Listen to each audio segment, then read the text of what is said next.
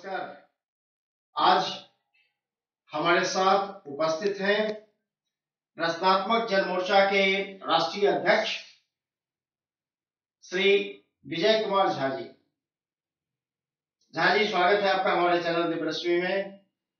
आपको भी बहुत बहुत धन्यवाद जो आपने इस युग समझा और अपने चैनल पे बुलाया। ये आप राजनीतिक दल से जुड़े हुए हैं, एक पार्टी के आप अध्यक्ष हैं। वर्तमान में जो राजनीति का स्वरूप हो गया है भारत में, क्या वर्तमान राजनीतिक परिवेश भारतीयों के अनुरूप है? आज की जो राजनीतिक परिवेश है ये भारतीयों के अनुरूप नहीं है, क्योंकि देश में आज तक जितने भी राजनीतिक दल बने सभी जनहित कार्यों के लिए बने, हिंदुस्तानियों के लिए बने। जब इन्हें सत्ता मिला ये सब कुछ भूल गए, ये भ्रष्टाचार में लिप्त हो गए, परिवारवाद में लिप्त हो गए। इन्होंने भारत की संस्कृति को क्षति पहुंचाया अपने निज स्वार्थ के लिए। आज भी भारत में जितने भी राजनीतिक दल हैं उनके बड़े बड़े नेता हैं, जब स्टार्टिंग में इस क्षेत्र में आए तो उनकी स्थिति क्या थी ये जनता बहुत भली भांति जानती है। पर आज उनके खुद के बच्चे भारत में नहीं है, विदेशों में पढ़ते हैं और कहते हैं कि भाई भारत की शिक्षा व्यवस्था हम सही कर रहे हैं। तो ये आज की जो राजनीतिक दल जितने भी हैं और जो राजनीति है भारत के लिए हमें नुकसानदायक है, ठीक नहीं। ये 1947 तक जितना नुकसान अंग्रेजों और मुसलमानों ने भारत को पहुंचाया था, क्या ऐसा नहीं लगता आपको कि 1947 के बाद के ये सो कॉल्ड नेता ज्यादा नुकसान पहुंचा दिए? ये बिल्कुल सही है, 100% सही है आपकी बात, क्योंकि 1947 से पहले तलवारों से नुकसान पहुंचाया गया। औरंगजेब वगैरह ने तलवारों से नुकसान पहुंचाया भारत को, और संविधान के रास्ते से इन राजनीतिक दलों ने नुकसान पहुंचाया। भारत का जो संविधान बना वह संस्कृत में बनना चाहिए था, जिससे उस समय संस्कृत के जो जानकार हमारे बड़े बड़े विद्वान थे, आचार्य थे, अगर कुछ कमी होती तो उसमें काट छांट करते, पर ऐसा नहीं हुआ। उसे अंग्रेजी में बनाया गया। इसलिए बनाया गया कि जब तक उस समय भारत के जो जनसंख्या थी मुश्किल से 5-7% ही इंग्लिश जानती होगी, बाकी मैं पूरा 100% कंफर्म नहीं हूं कि क्या परसेंट था। तो इन्होंने ये अंदाजा लगाया होगा, जो मैं सोचता हूं कि जब तक देश अंग्रेजी सीखेगा, इसको पढ़ेगा, तब तक तो हम इसको दोबारा से गुलाम बना लेंगे।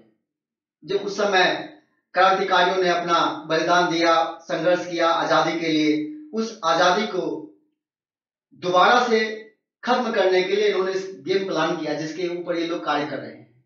तो देश के लोगों ने बहुत क्षति पहुंचाया। आपको लगता नहीं कि आज तक हम लोग गुलाम हैं? हाँ, शैक्षणिक तौर पे, चारित्रिक तौर पे, सांस्कृतिक तौर पे जितना पश्चिम का नकल आज हो रहा है भारत में, इतना पहले नहीं होता था। बिल्कुल हम लोग गुलाम तो हैं। हमारी शिक्षा पद्धति खराब हो गई। मैंने लिखा है कि हमारी 2 पीढ़ी खराब हो चुकी, क्योंकि जो भारतीय संस्कृति थी उसके आधार पे हम लोगों ने शिक्षा ग्रहण नहीं किया, हमने मैकाले की शिक्षा पद्धति पे शिक्षा ग्रहण किया। उस 2 पीढ़ी में मैं भी आ जाता हूं। यदि हमें भारत को दोबारा से समृद्ध बनाना है तो हमें अपनी शिक्षा पद्धति सुधारनी होगी, अपने नए पौधों को दोबारा से पानी डालना होगा, उनकी सिंचाई करना होगा, तभी हो पाएगा।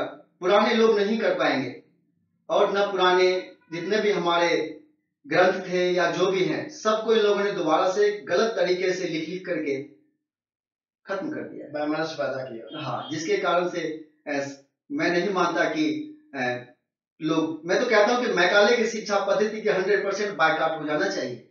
शिक्षा व्यवस्था फिर से सुचारू रूप से चालू होना चाहिए। शिक्षा व्यवस्था पे मैंने पहले भी एक मुद्दा उठाया हुआ था और आज भी है और रहेगा, कि भारत की शिक्षा सभी के लिए एक समान हो और सभी मिलिट्री स्कूल में पढ़ें। जो जगह जगह प्राइवेट स्कूल, एमसीडी स्कूल बना रखा है नगर निगम का या जो भी, ये सब ना होकर के ये सब मिलिट्री स्कूल हो पूरे देश के अंदर, पूरे देश में शिक्षा व्यवस्था एक हो, मिलिट्री के हवाले कर दिया जाए।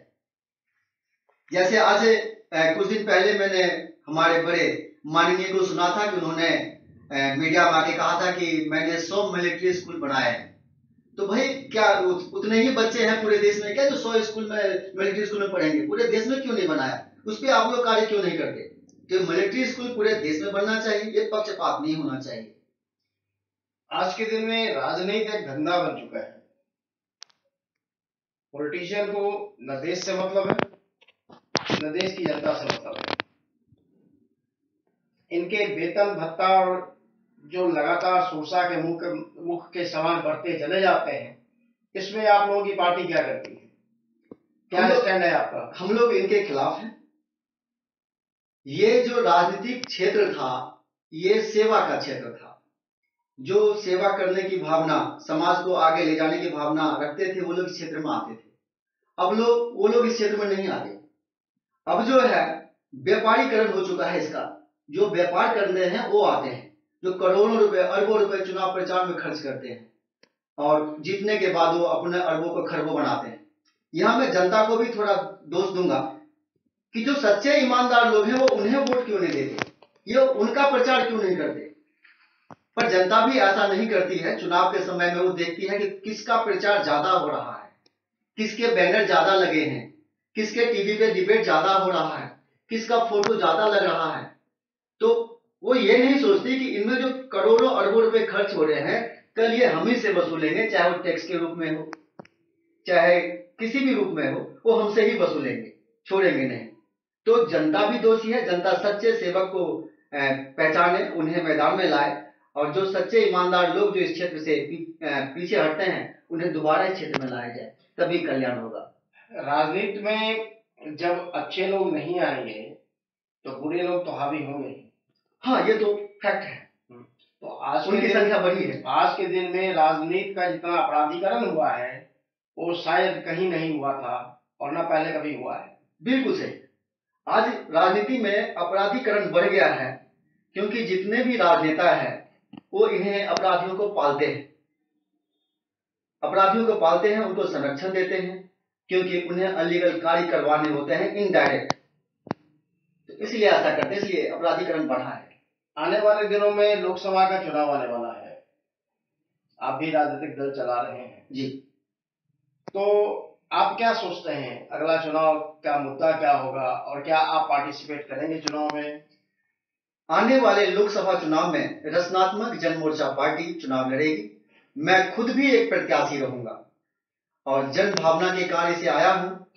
भारत को एक समृद्ध राष्ट्र बनाने की तरफ मेरा कदम है और मैं इस कार्य को आगे बढ़ाऊंगा, और ये तब तक चलेगा जब तक भारत अखंडता के सूत्र में ना बंध जाए, अपने पुराने स्वरूप में दोबारा से ना आ जाए, तब तक ये कारवां चलता रहेगा। 2024 में मैं भी एक प्रत्याशी हूं रचनात्मक जन मोर्चा पार्टी की तरफ से।